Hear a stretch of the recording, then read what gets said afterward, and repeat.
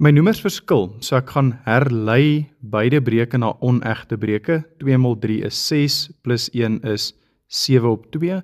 6 mal 2 is 12, plus 1 is 13 op 6. En nou kan ons sien, die noemers is nog steeds nie dieselfde nie, so ons gaan herlei die linkerkant. 2 mal 3 gee vir ons 6 en 7 mal 3 gee 21 en daarin bly 13 op 6.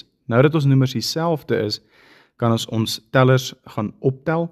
21 plus 13, 3 plus 1 is 4 en 1 plus 2 is 3. So dit is 34 op 6. Maar ons moet dit gaan vereenvoudig. 6 gaan in 34 in 5 keer, want 5 mal 6 is 30. En wat bly oor? 4 op 6. Maar ek kan daai breek nog steeds gaan vereenvoudig. So dit word 5 en 2/3.